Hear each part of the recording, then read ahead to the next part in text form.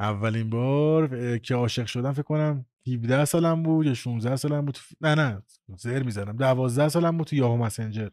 اسمش هم آزین بود.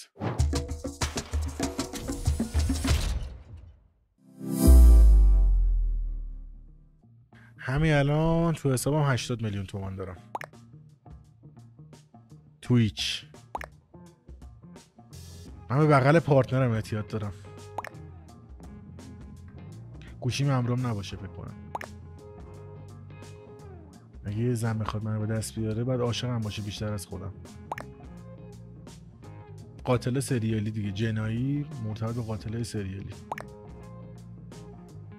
بهترین فیلم موسیقی که زندگیم دیدم مایند هانتر سریالشه و بهترین فیلمم The Perks of Being a Wallflower و 7. تنها چیزی که بدون اون نمیتونم زندگی کنم پوله. خودم همش پارتنرم. اگه پول هدف نبود و موفقیت تضمین شده بود بازم همین شغل انتخاب میکردم، کانتنت کریتوری. اینکه با اینکه پول هدف نبود یه شغلی انتخاب کردم، احمقانه ترین کاری بود که انجام دادم. سوال اقتصادی دیگه الان اشغال میکنه زیاد. اولین بار که عاشق شدم فکر کنم 17 سالم بود یا 16 سالم بود. نه زر میزنم، 12 سالم بود تو یاهو مسنجر. اسمش هم آزین بود. فکر میکنم یا اسپانیا رو انتخاب میکردم یا یه جا تو آمریکا. دوست داشتم پیانو بلد باشم بزنم.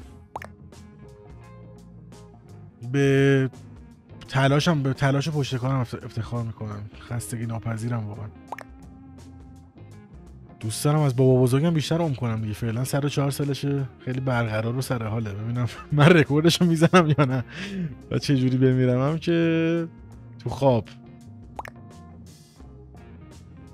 بعد از من هیچ اتفاقی نمیفته. یعنی مورچه که زیر پامون له میشه تو خیابون همونجوری تمام میشه همش. اجازه میدم همه اسلحه داشته باشن.